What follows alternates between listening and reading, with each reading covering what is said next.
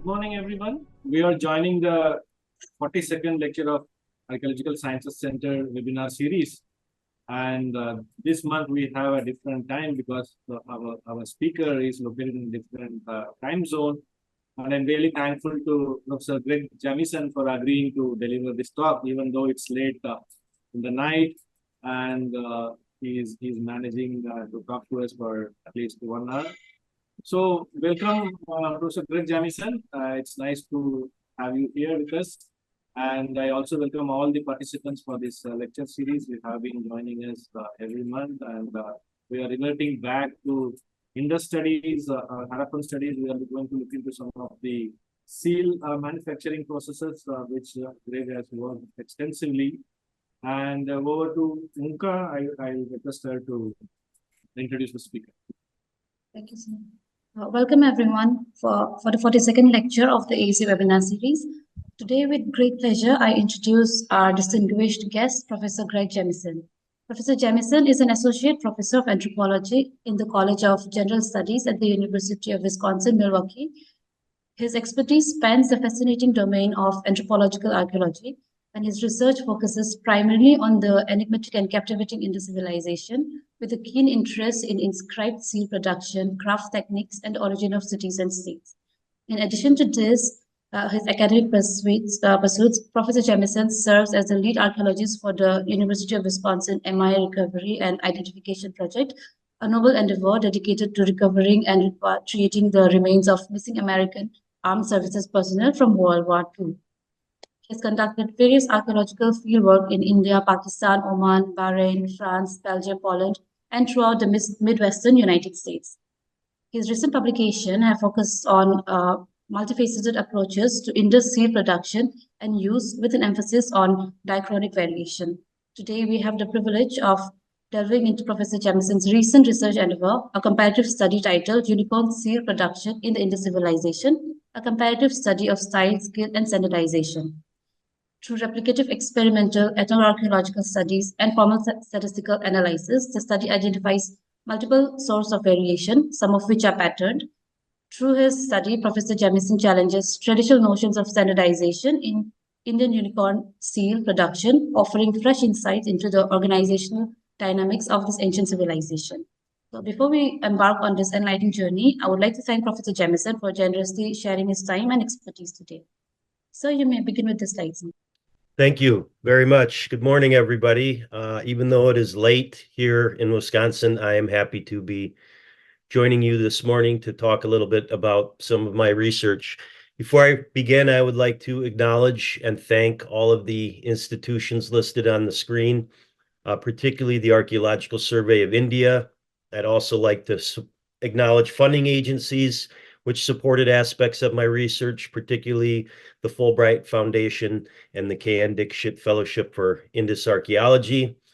Thanks also to numerous friends, colleagues, and mentors, especially Professor Mark Knoyer, Asko Parpola, Ajit Prasad, Rajesh SV, Akinori Uesugi, Marta Ameri, Randall Law, and Dennis Frenes. And finally, thank you very much, Dr. Prabhakar, for the invitation to speak today, and the Archaeological Sciences Center at IIT for hosting me.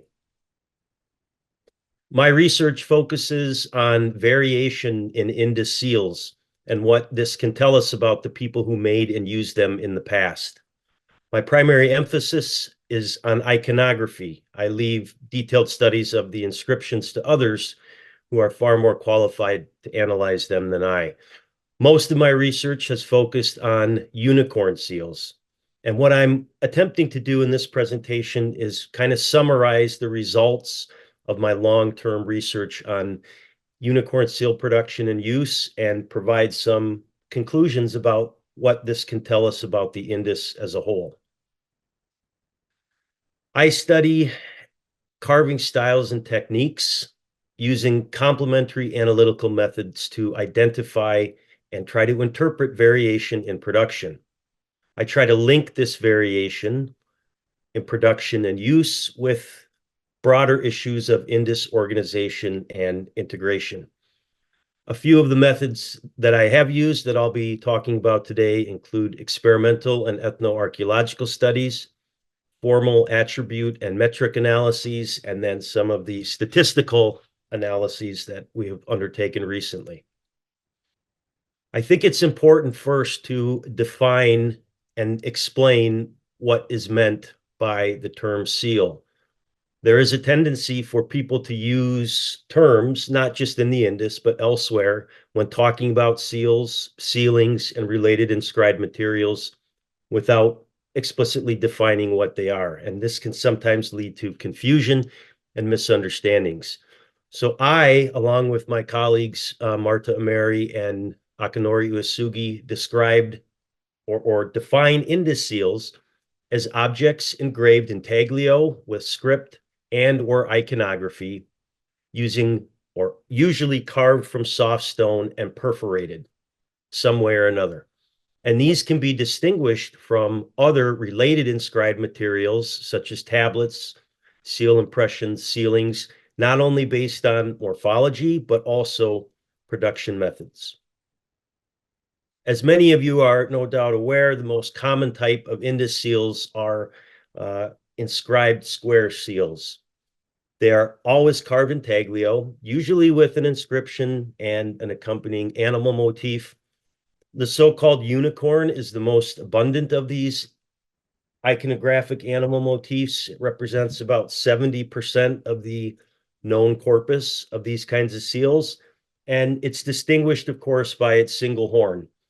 There are plenty of other animals represented on Indus seals shown with two horns, and there are also examples of unicorn figurines represented with one horn. So it seems fairly reasonable to interpret that this was meant to represent a single-horned animal.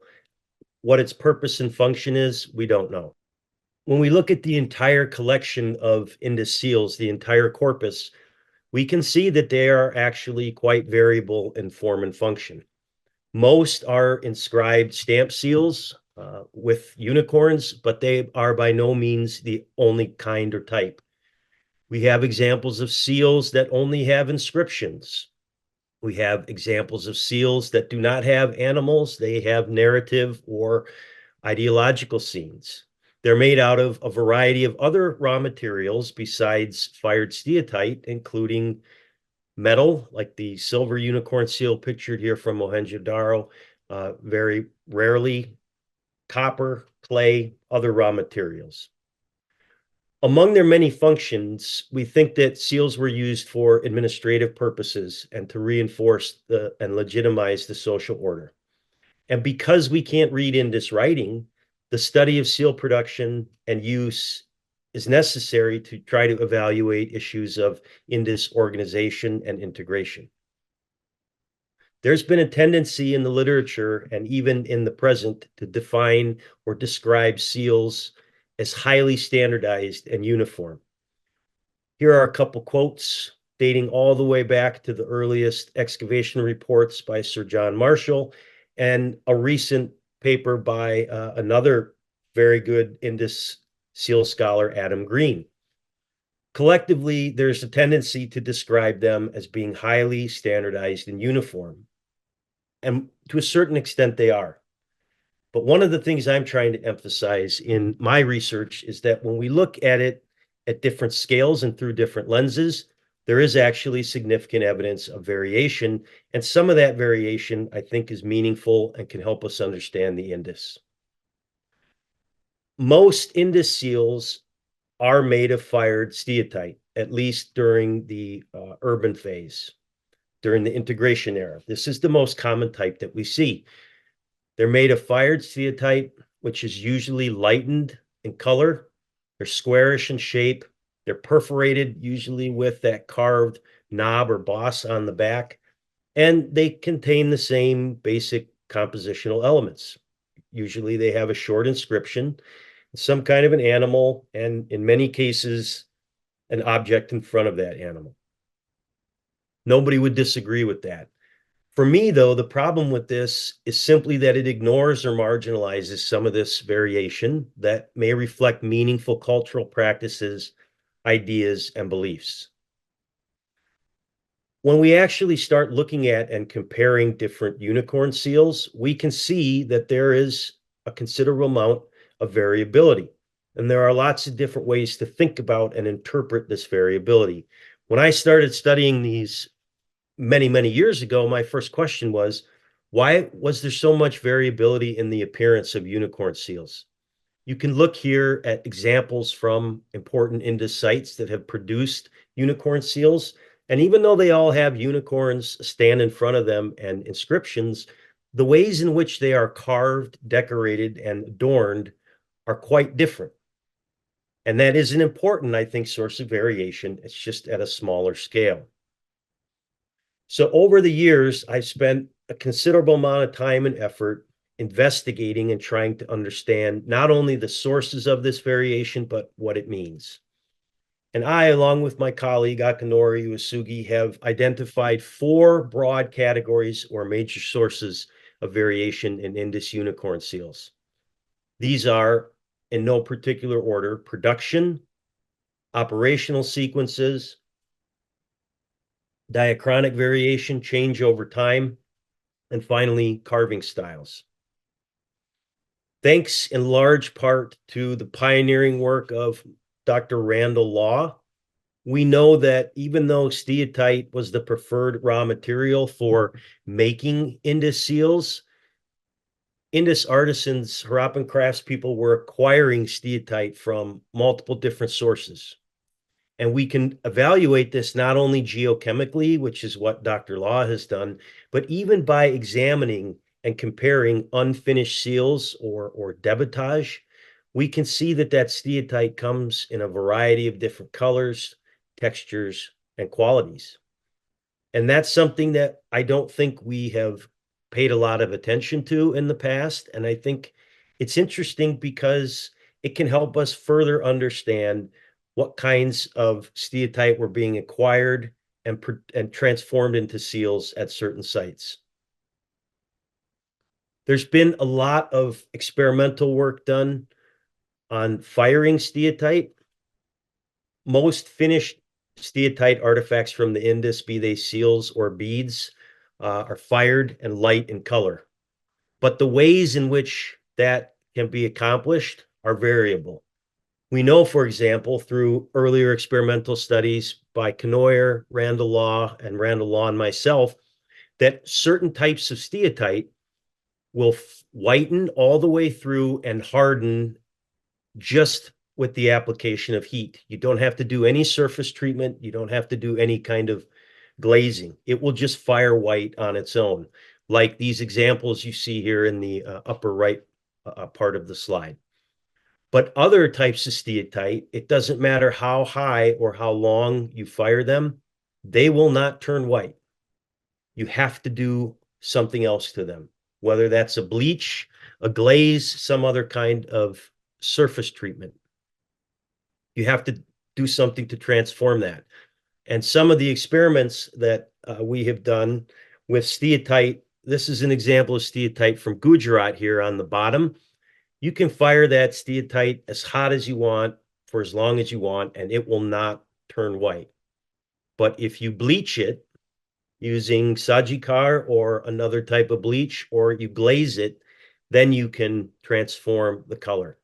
So again, this is just an important source of variation that we haven't really explored as thoroughly as I think we can. Raw materials used to make Indus seals, or anything for that matter, are going to influence the production methods. And we know just by looking at and comparing finished Indus seals that those were variable.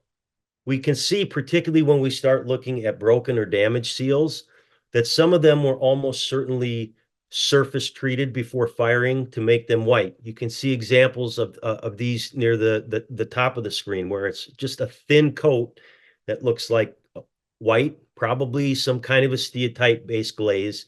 And when it breaks away, you can see a different color of unfired steatite underneath. Other seals, like this example, which is just a fragment from Bagasara, demonstrate that they've been fired white all the way through. And still others demonstrate that they've only been fired white partially all the way through. Firing and whitening methods are another source of variation in the production process.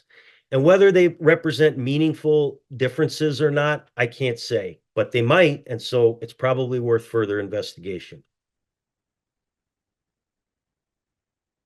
Because we have very few excavated steatite workshops and none that we can definitively correlate with seal production, are very few, at least that have been stratigraphically excavated. We don't know what kinds of tools were used to carve Indus seals, but we have very good examples from multiple archaeological sites of the kinds of tools that could have been used to carve seals. And a lot of my experimental and ethnoarchaeological research has focused on tools, including investigations of multiple different types of raw materials and different tips and edges. And I'll talk more about those momentarily. It's another potential source of variation that we should consider. What we have done to try to investigate or study this is to create different replica tools, carve steatite seals with them, and then look at the cut marks or the tool marks microscopically using scanning electron microscopy. This builds on work that has been done in the Indus for many years by Professor Mark Knoyer, by Dr. Prabhakar, Professor Vidale, and many others. And when we look microscopically, we can see differences in the cut marks made by different kinds of tools made from different raw materials.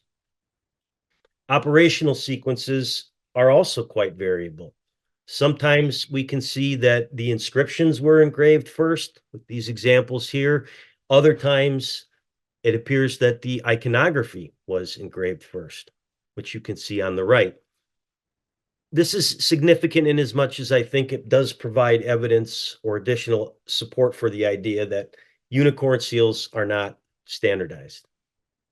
And some seals only have inscriptions. Some seals only have iconography. Most seals only have engravings or inscriptions on one face, but there are a few exceptional examples, including this very unique socketed seal from Bagasra that have engravings on multiple faces, not standardized in the way that they were produced. Some variation that we can see in Indus unicorn seals is almost certainly correlated with diachronic variation. Unicorn seals were conservatively made for a period of approximately about 700 years. There's not any reason to think that they didn't change, at least in part, over time. And building on the pioneering work of Knoyer and the Harappa Archaeological Research Project, which resulted in the creation of a seal carving chronology, we have been able to classify and identify some changes in unicorn carving styles that simply represent change over time. And this variation can be seen both visually and through technological analyses, again, scanning electron microscope. And we can see by comparing different seal impressions of unicorn seals that the cut marks, the bases or bottoms of the engravings, and even the edges of those engraved surfaces vary. That's why this tool is so important for the study of seals. This builds on the earlier work of Knoyer and others, and one of our major goals moving forward is continuing to study seals, unicorn seals with SEM, to build a large comparative data set that can be used for future studies. Using this seal chronology that documents changes in unicorn carving styles throughout the Harappan period, we've been able to tentatively assign chronological affiliations with many unicorn seals. And when we map out that distribution, what we find is that the earliest carving styles, what we would correlate or associate with period 3A at Harappa, are really only present at a few sites. We have a few examples from Sindh, a few examples from Punjab, Ghaggar Hakra region, but they're pretty limited. Later in the Harappa period, and particularly during the last portion of it, what we would correlate with period 3C, we can see unicorn seals widely distributed throughout the entire Indus culture area, and indeed even beyond. A recent paper by Akinori, myself, and our colleague Yuji Yamaguchi conducted multiple correspondence analysis on a large sample of published unicorn seals, and the results of this study revealed distinct clusters representing broad stylistic patterns and change over time. So even at a much broader scale, what we can see is that there is pattern variation in unicorn seal, and some of that has to do with changes in carving styles over time. So morphology, production, operational sequences, diachronic variation are important sources of variation, but they do not explain all of it. What they don't really tell us about is why there is still so much variation in carving styles. My work suggests that at least some of this variation is explained by unique individual carving styles. Seal carving is like handwriting. Everybody does it a little bit differently, even when they're doing the same thing.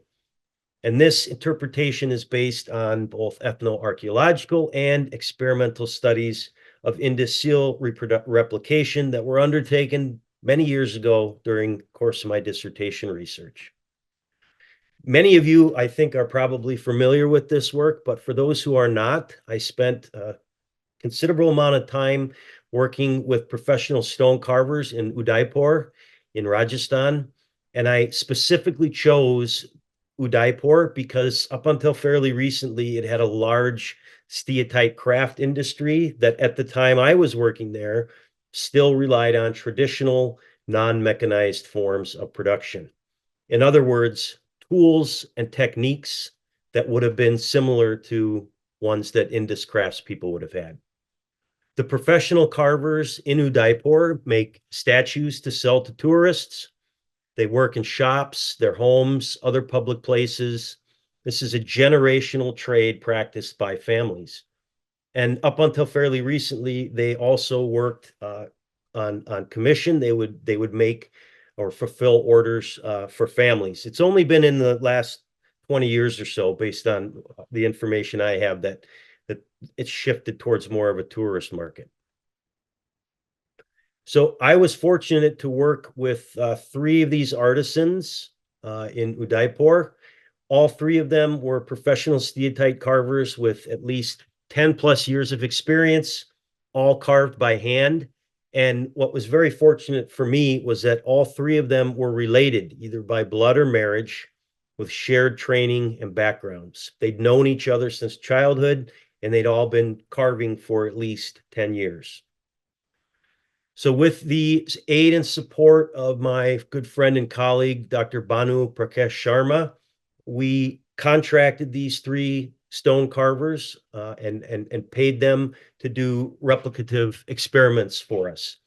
We provided them with 3 models of Indus seals, 2 blown up photographs, which you can see here on the right, and then a third 2-scale model made of lapis lazuli that I received as a gift. They provided the steatite, which they acquire themselves either from nearby mines or from local vendors, in order to discourage the artisans from creating replicas that might be sold. We didn't do any firing of the replicas. We didn't try to lighten them at all. And we also did not have them carve any inscriptions. So the seals that these stone carvers made were only unicorns and then the standard that often appears in front of them. We also made tools, replica tools, most of which were made right in Udaipur, except for the stone ones, which were made in Kambat. Because Indus tools have been recovered that might have been used for carving seals from a variety of raw materials with a variety of different tips and edges, we made as broad of a collection or set as we could. 5 different raw materials, which you can see here, and then a wide variety of different tips and edges. And we wanted to do this, of course, to determine which were best for carving replica seals, and if we could identify variation between artisans in terms of the choices of tools that they used. The tips and edges were variable to see if they were more effective for specific carving tasks or not. And again, the tips and edges, which you can see some examples of here, are largely modeled on or based on published examples from Indus archaeological sites. After all that, we spent a lot of time doing the replication studies with each artisan individually, either at their homes, their workshops, or the places where they were doing their carving. No instruction. Essentially, what we did was document everything that they were doing, their operational sequences, the stages and steps by which they crafted their replicas. We took a lot of photographs, took a lot of notes, and it was really just a lot of observation, followed by interviews about how and why they carved the replicas in the ways they did, to learn more about what they thought about the replica tools, so on and so forth. A total of 165 of these replicas were made by the three Udaipur artisans over a period of about 6 months. You can see some examples here. They look different in part because they were made with all three of those different models that we used. After the first round was done, I took most of these back to Madison, Wisconsin, where I was doing my PhD. I had a little trouble getting them into the country. The customs and immigration people were very confused as to why I had all these, and a few of them unfortunately got broken, but most of them survived. And then I started really doing analysis, not only of the seals, but of all of our observations. First, and I'm going to summarize these kind of briefly, all 5 of the tool types were effective to carve the replica seals. And we had at least 5 replicas made with each tool type. So they were able to use bronze, copper, bone, shell, and stone without much difficulty. And even though all of them worked, they were not all equally preferred. All of the artisans had a pretty strong preference for one type of tool, and they didn't all use each tool type or make equal numbers of seals. What we discovered is that tips and edges are far more important than raw material type. And further, we discovered that some types of tools, some tips and edges work well for specific tasks, and others are more effective for generalized tasks. And I'll just give you a couple examples here. And when you think about it, it really makes common sense. It's just nobody had ever really investigated this before. Tools with pointed tips, like the one you see up here on the upper left, are best for drilling and engraving very small, fine details. And those with constricted or beveled edges, like, knife blades, those are very, very good for incising small, fine lines. Whereas tools with flatter tips are much more effective for shaping, deepening, and especially smoothing engraved surfaces. When you look at the seals macroscopically, you can't tell the difference based on what kind of tool was used. They all look very similar, but all of the artisans preferred to use the bronze tools. They said that they were the most durable. They did not require resharpening, and they could be used for all the tasks. And when we look at them, again, with scanning electron microscopy, we can see that there are differences. Those are much more subtle than I was hoping. But if you actually start looking and comparing the striations, the patterns of lines where the tool edge is impacting the stone, and then particularly when you see the edges of the engraved surfaces, there are differences. And so I was very pleased about this at first, because I thought, well, now we've got this comparative data set, so we can go start looking at Indus seals and compare them with the cut marks and the SEM images made with these replica seals. But I've actually changed my mind and stepped back for that a little bit, because a lot of the Indus seals have been in the ground for thousands of years. They've had a lot of transformation activity, and many of them also had some kind of a glaze or surface treatment. So while I think it's still very important to look at Indus seals under SEM, I'm no longer as convinced that we can necessarily identify tool types and that these comparative examples are as useful as I had hoped. But the most important thing that I learned in all this, or we learned in all this, is that each one of the artisans that we worked with has their own unique idiosyncratic carving style. They use different tools, they used a different process, and that suggested to us that maybe Indus artisans may have also had distinct carving styles, and that might be part of the reason why we see variation. So after the original round of experiments were done, we undertook stylistic analyses to see if the seals made by each of the three artisans could be distinguished.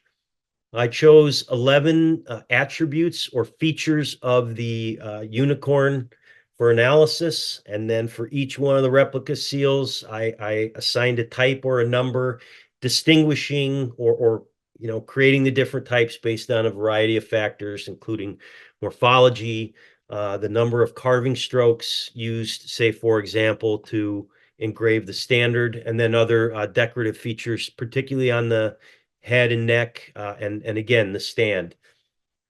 And so that was a lengthy process, but we identified the styles for all of these attributes, recorded them, and then started to compare them.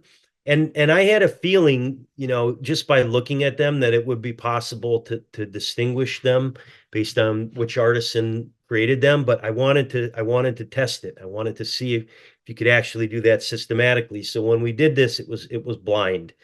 We did not look at the numbers or any other identifying information. And also, because the seals were made in different sizes and with different models, we also added some metric analysis, some measurements. And we started by taking length or width of various elements of the unicorn and the stand, really only trying to focus on discrete ones that could be easily distinguished, because otherwise you just get continuous variation. And what we discovered right away is that the dimensions of various parts of the unicorn and even the whole engraving are directly dependent on the dimensions of the seal. And so seals of different sizes are going to have wildly different measurements. So then what we decided to do was convert those into ratio. So ratios of length to width, reported that for every one of the replica seals, and then used CDA, canonical discriminant analysis, to see if we could pull out and statistically distinguish the seals made by each artisan. And you can see here, for the most part, we can. And so it became quite clear that it is possible to identify or fingerprint seals made by different artisans by doing these kinds of formal analyses of the seals themselves. And this was a very important discovery, but it still wasn't possible, or at least I couldn't confidently determine that, some of this variation I was seeing was because we weren't controlling the experiments the first time around. In other words, we let the artisans do whatever they wanted to do. We didn't provide them with any instruction. So we went back one more time to do a more controlled experiment, what I called a workshop simulation, to try to control as much of the production process as possible. So we went back, worked with all three artisans. They all carved using the same model, using the same raw material, using the same tools. and using the same operational sequences. And they were directly involved in that process. We worked together to come up with the process, and then they sat and worked together and carved a much smaller set of replicas during the workshop simulation. After that was done, we did the same kinds of formal analyses and discovered that even when all these other aspects of production that we didn't try to regulate the first time are controlled, there are still visible differences in the carving styles and proportions of the replicas made by each artisan. You can see them fairly clearly. And what we discovered is that it's most easy to see those differences in the small, fine details of the unicorn. So say, for example, features like eyes and ears, very, very subtle but distinct differences. We could also see it in the ways that they, decorated the animal's body, and especially in the standards. And so what we concluded was, even when all these things are controlled, there's still these clear differences. And this is reflective of the fact that they all have their own individual carving styles and skills. So I used the results of this study to model or hypothesize that similar phenomenon or processes would have happened among Indus unicorn seal carvers. And then I went about and applied the same methods of formal analyses. I tried to extent it was possible, use actual archaeological seals in India, Pakistan, and some museums, the British Museum, but I was not able to get access to as many as I would have liked. And there are a variety of reasons for that. One of the most difficult or challenging things about studying Indus seals is that they are small and oftentimes fragile. So what I ended up doing most of the research on was using the photographs from the corpus of Indus seals and inscriptions. And at that time, only the first 3 volumes were available. So that's what I ended up doing most of my analysis on. I did an analysis using these methods of formal analysis on a sample of 500 seals from 22 sites located throughout the Indus culture area. It was a representative sample of all published unicorn seals, and the parameters that I used to determine which would be included in the study were that the photograph was sufficient for me to be able to do the analysis, and then, of course, only seals that were either intact or mostly intact were selected. So that removed a lot. I recorded all the same data for this sample that I had for the ethnoarchaeological studies. And what I did then was, when that was all done, I went back through and I analyzed the data, and seals that were found to have at least 7 shared attribute carving styles, so 7 of these stylistic attributes and at least 5 metric proportions, they were grouped. Because what I had found in analyzing all of the replica seals is that regardless of which artisan it was, every seal made by an individual artisan had at least those many shared styles and attributes. So I essentially applied the same model to the Indus seals. And the goal of all this was to try to not only identify pattern variation, but link it with hopefully the different artisans and workshops that made them. And this provided new insights into how unicorn seal production was used, how it was organized, and I used that to try to evaluate these larger issues of organization, integration, and control. What I found out of that sample of 500 seals was about 55 stylistic groups comprised of a total of 179 seals. It's about 30% of the sample. Most of these groups were small, 3 seals or less, only 2 of them with more than 10 members. They were found or assigned to individual sites, multiple sites, and some of them multiple regions of the Indus culture area, and had very complex distribution patterns. One of the major challenges of this, of course, was that a lot of the seals I studied were excavated and published prior to the use of careful stratigraphic control. And a lot of the contextual data that I would have liked to have had is unpublished.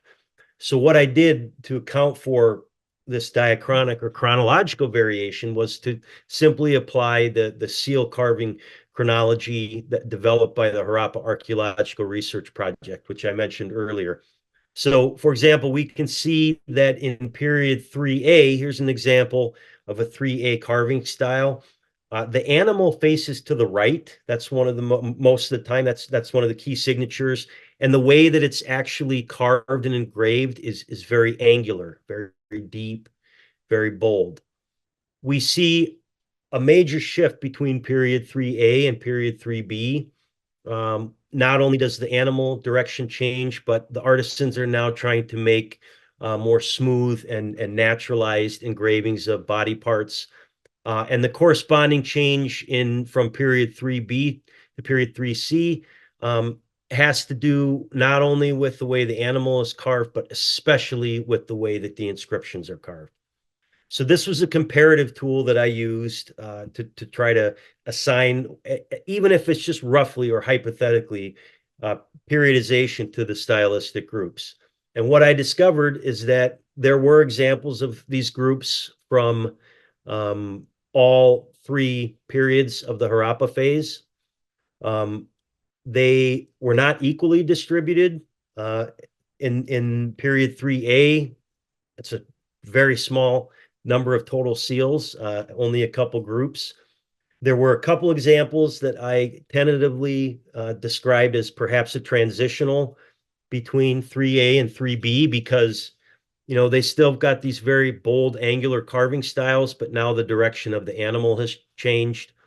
There's a lot more assigned to period 3B. And then, of course, period 3C, that's when there are the most groups and the most total number of seals. What I am hoping is that this can be used, again, as a tentative model, and then it can be further tested and evaluated as more seals from stratigraphically controlled contexts are recovered and published. Some of these groups are so stylistically and proportionally alike that I think it's highly likely that they were carved by the same hands, the same people. I can't say if that's one person or two people, obviously, just by studying the seals. But, you know, if you look at these three seals, either the photographs of the seals, or I think the impressions here are even more revealing and enlightening, you can see that they are remarkably alike. And based on what we discovered in our ethnoarchaeological studies, I would argue that not only were these made by the same people, but they were made by very skilled artisans.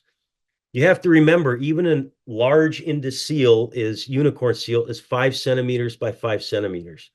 They are not large at all. And the level of detail and execution on some of these very, very small, fine details, particularly on the standards here, strongly suggests to me that the people who made these were very, very highly skilled. Other groups that I identified demonstrate more variation, more intergroup variation. And that is regardless of the size of the group or the sites that its membership is composed of.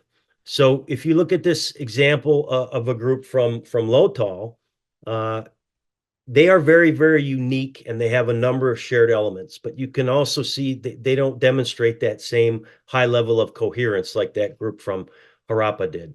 So we can see that there are different levels of stylistic coherence within and among these groups. And I think logically, at least, we can correlate some of that with differences in skill. Now, where this becomes a problem, of course, and where all of it becomes a legitimate question is, did Indus people even care about replicating their unicorn seals to scale? Did they even care about making identical copies? Did they care about how the steatite was transformed and whitened? We don't know that they did. Maybe it was just more important that it was a unicorn seal. So one of the things I've been thinking about a lot lately is how we can more critically evaluate some of these assumptions about standardization, skill, and style. When I got done with all the groups, I did distribution analyses, and at the larger sites, especially Harappa and Mohenjo-Daro, we have groups that are at least broadly contemporary, and they're distributed quite interestingly. Some of them to single mounds, others moved more throughout different areas, mounded areas of the site, which you can see here with some examples from Harappa. This broadly supports distribution patterns of other forms of material culture at Harappa that Heather Miller has studied and done an outstanding job of documenting. I was far more interested actually in the discovery of many multi-site groups, because if these do represent seals made by the same artisans and or workshops, it suggests that either the seals are moving to different sites or that the people who crafted them are moving to different sites. And some of these groups are multi-site groups are distributed regionally. Say, for example, a couple in Gujarat, others, a couple in Sindh, others are distributed much, much more interregionally. So, between the major urban settlements of Harappa, Mohenjo-Daro, Dholavira, some tentative connections between Kalibanga, Banawali, and Mohenjo-Daro. It's very, very complex. And that got me thinking about how and why we're seeing these patterns, and what that can tell us about centralized control of unicorn seal production. We infer that unicorn seal production was controlled, and that is based on a number of observations made by Canoyer, Vidale, and others well before I started my studies. First of all, there's a lot of technological complexity required to make them. It is extremely difficult to make a unicorn seal. I've been trying to figure out how to replicate one like Indus people for 15 years, and it's really difficult. They are much more complex than a lot of other types of crafts. When we compare seals to other types of material culture, we find that there are a lot fewer. It's a much smaller quantity compared to other kinds of Indus material culture. We don't have a lot of very, very clear workshops, excavated workshops, which would also suggest that unlike, say, ceramic production, you probably have a lot more control exercised over who's making these things. We also infer that production was centralized. What little evidence we do have for not just seals, but steatite manufacturing more broadly is, for the most part, it's spatially segregated. At this steatite and faience workshop at Harappa, for example, it's essentially taking place inside of a walled courtyard. Doesn't seem to be widespread. And we also infer that production was centralized because only very highly skilled craft specialists were probably able to make seals regularly. This kind of pattern of centralized control over unicorn seal production, it fits on the basis of archaeological evidence on a local scale. And what I mean by that is when we look at, say, Harappa, Mohenjo-Daro, Chandhu-Daro, those are really the three major sites where we've got evidence for steatite production. It does seem like it's spatially segregated. It does seem like it's probably being regulated. And even the use of seals are probably being restricted to a fairly small number of people.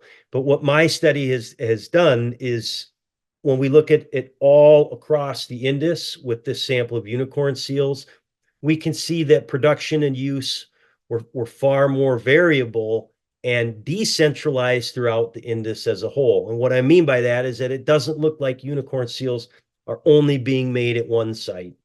or even the major urban centers. And that interpretation is actually supported by the recovery of unfinished and broken seals at sites beyond Harappa and Mohenjo-Daro. And so my conclusion here was that this kind of supports a decentralized city-state model of organization and integration that has been proposed and brought forth by Knoyer and others for a very long time.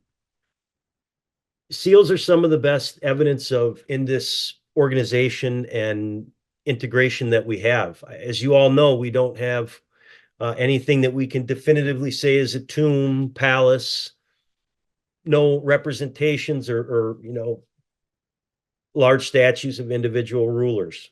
So seals really are crucially important to learn more about Indus administration, integration, and organization. What I'm hoping is that future research with more seals, particularly seals with other animal motifs, are going to strengthen or refute these interpretations. And when we look at the evidence of Indus unicorn seal production and compare it with contemporary seal production and use, especially in ancient Egypt and to a lesser extent in Mesopotamia, what we see is that while there are some similarities in as much as seals are important administrative objects, we can also see some pretty stark differences. And those are important for us to understand awareness of the organizational dynamics of one of the world's earliest and most unique urban civilizations. Thank you very much. Thank you, Gregg. Wonderful talk and gave a lot of insights.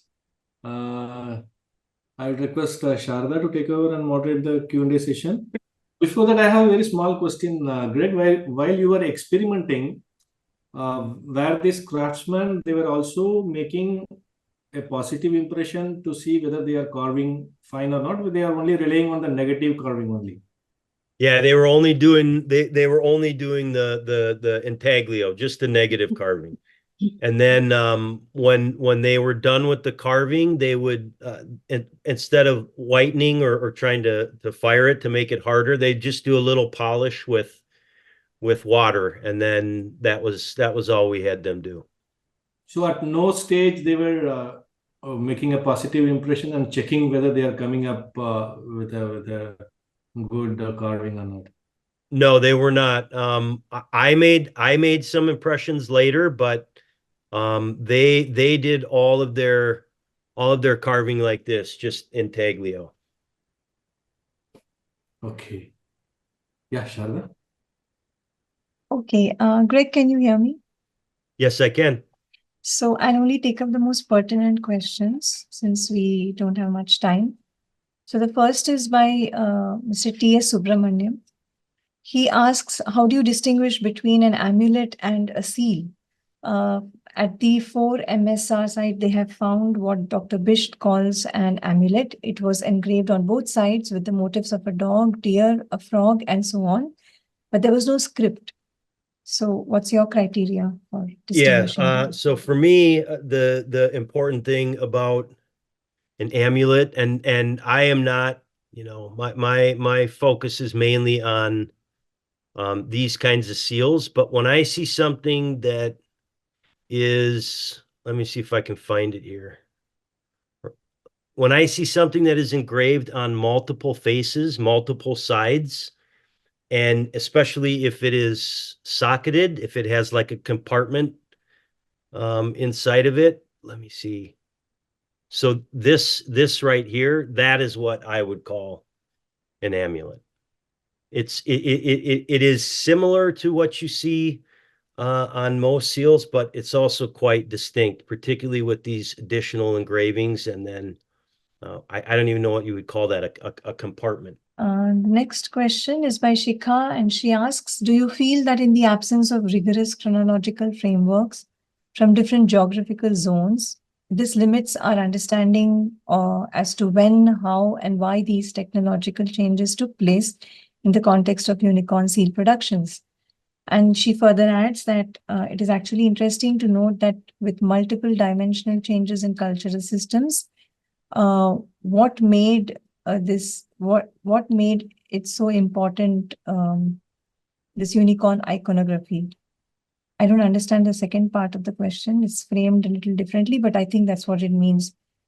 Of course, those are both excellent questions. So the answer to the first question is yes, we are absolutely limited by chronological considerations. I tried very, very hard, but I just could not, for most of the unicorn seals, I could not get reliable contextual information. That's why we're using the Harappa chronology as a comparative tool, and it's meant to be a start, and hopefully we can refine and test it later.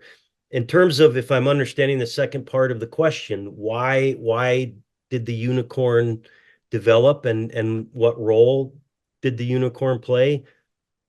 I don't know. I wish I do, but whatever it was obviously very, very important because it shows up so often on seals. And then after the decline of the Indus civilization, the transformation that we see in the late Harappan period, it's gone along with the writing. So, it's been argued by some people that it might represent certain types of office, or certain classes of people, maybe merchants or traders. That would make sense, but I really don't know, and I prefer not to speculate too much. Regardless of what its meaning was, I think we can all agree that it was very, very important to the people of the Indus. It's also quite unique when we compare it to iconography and animals on other types of seals. And another thing that's strange is that even though we do get Indus seals outside of the Indus culture area, we get them throughout the Arabian Gulf and then even into Mesopotamia, Western Asia. Most of the time, they're not unicorns. In fact, it's only a few unicorns that show up elsewhere. Okay, so the next question is by Professor Rajiv Prakash, who's the director of IIT Bhilai, another IIT. He asks why SEM is used instead of an optical microscope, as magnification is 50x only. So we do use optical microscope too. In fact, you can use optical microscope on the impressions, which is what we're doing SEM on. SEM is something that we like to use because it helps us much more effectively see some of those tool marks and some of those subtle changes. And it's also useful for Indus seals at higher magnification too. I'm just showing primarily 50 and sometimes even 25 because it's easier to see the things that I'm talking about. The next question is by Payal Sen, who thanks you for this talk and then asks, did you notice that all the seals were made by carving only, or were molds also used? Most of the Indus seals, the unicorn seals, excuse me, that I have seen were carved. There was one of these artisans that I worked with, not in Udaipur, but in Fatehpur Sikri. He did try to use a mold to make some of his replicas, but it did not work as effectively as he wanted. I've always really been fascinated with this amulet seal here because when you look at it, and also from what Dr. Randall Law told me, some of the seals from Dolavira perhaps as well, they look very, very different in terms of their texture and composition. So is it possible some may have been made by mold or using other technologies? Yes, it is, but all the ones that I've seen, they were quite clearly carved.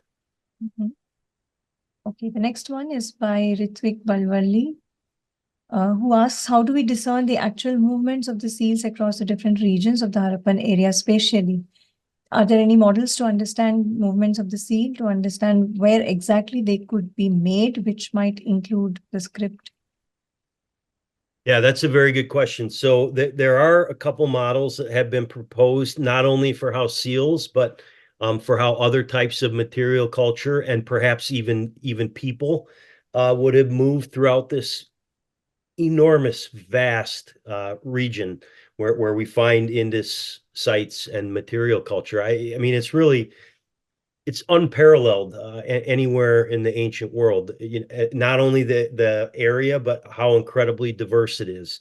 There have been suggestions that there might have been processes, primarily probably through kin, family, or other social or economic networks by which goods and even raw materials would have been exchanged, and then perhaps seals were moving that way too.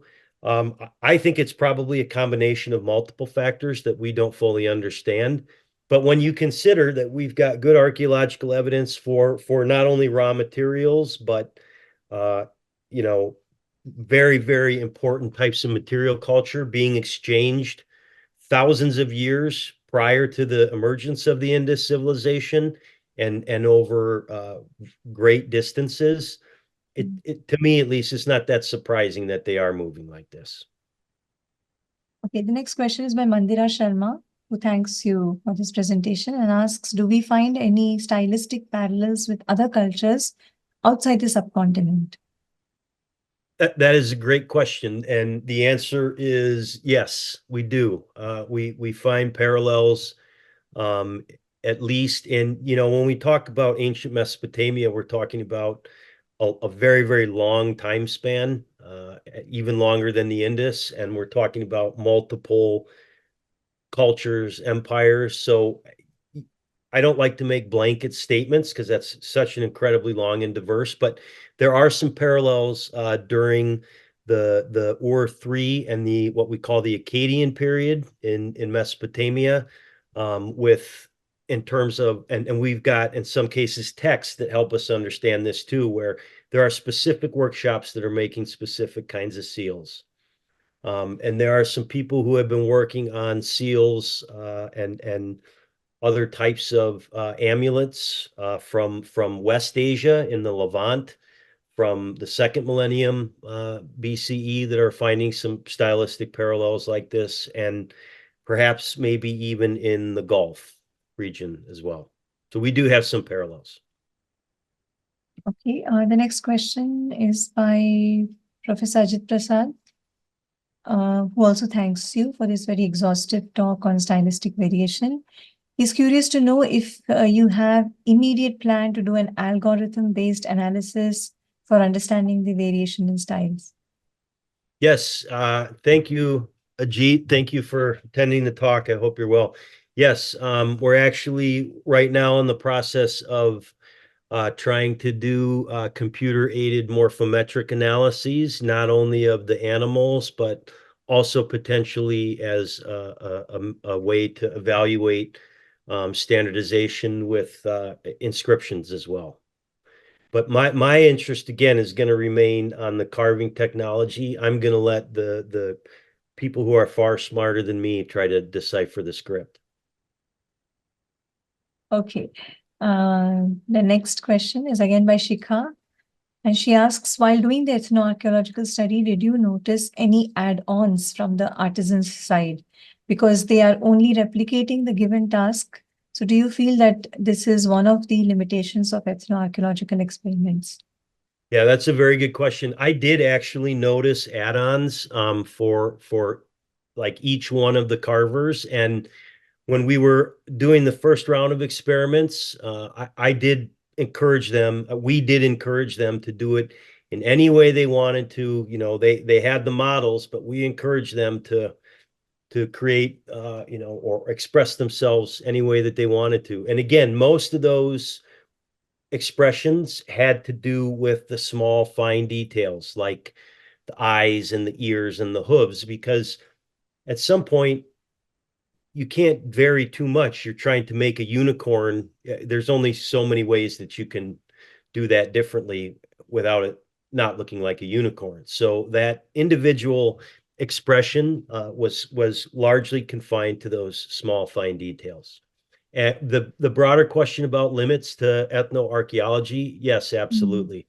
And I think, you know, the best that we can do when we do ethnoarchaeology is to recognize the limits, and also for me, you know, I mean, I have put a lot of time and effort into this research over many years, and you know, it's also important for me to recognize how some of my own assumptions and biases are influencing my interpretation, and that's part of the reason why I keep studying these and studying these materials and trying to build on what I've done before.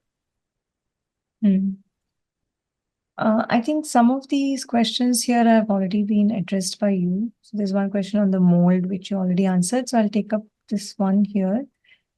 Probably the last one. This is by Pratyasha Konar from Kolkata. And she asks, what were the main purposes of these unicorn seals? That is a very good question, and I wish I could answer it. We know at least that some of them would have been used as stamps, because we find impressions of them preserved in clay. It has been argued that some of them might have been suspended and worn like amulets because they have this perforation on the back. Obviously, they played an important role as in the writing system, because so many of them are inscribed. What I personally think is that they probably represent different groups or individuals who were involved in I don't like to use the word elite anymore, but they were probably involved in you know, some kind of administration, some kind of supervisory role. And you know, we used to think maybe they represented and some people would still say that they represent different kinds of groups, but to me, I wonder why then, if they represent different groups, why so few of them have the same inscription. This is another thing that we don't really fully understand yet. You can look at all of the Indus inscriptions, and very few of them are duplicates. And so that leads me to believe that maybe they were used by different individuals. That's just a thought, though. We don't have any way of knowing that. Okay, and I guess I see one last question. I think we will not take any more after this. So this is from Priyank, and the question is, there's this curiosity to know the obsession of Harappans with unicorns. Why did they make around 60% of seals depicting unicorn, where they would probably have never seen such an animal? And is there any slightest possibility that there was any strong belief associated with this animal? I think there definitely was an ideological aspect of this animal, particularly because we don't have any, faunal or archaeozoological evidence to indicate there was a unicorn. So I think it probably did have something to do with, ideas and beliefs. I don't know why, but I think the fact that it is so dominant on seal iconography is in and of itself evidence of its significance. I mean, it is rather strange, because most of the other animals that we see on Indus seals are of pretty easily recognizable animals that still live in the subcontinent today. So I wish I knew why they were fascinated with the unicorn. In fact, then maybe people would understand or have a better idea about why I'm fascinated with unicorns, even after all these years. Great. I think, yeah, that's all for now from the questions. Well, thank you very much. for attending today and for the opportunity to share. One more question. Are you also planning to extend this study to other iconographic motifs? Definitely, yeah. In fact, that's underway right now. Part of the reason why I chose unicorns all these years ago is because they're so abundant. There's so many of them. It's good for a comparative study. But yeah, I am working with some colleagues on now trying to explore other kinds of motifs. So hopefully in the future I can talk more about that. And the Indus type circular seals also. That's Exactly. a category, right? Exactly. Okay.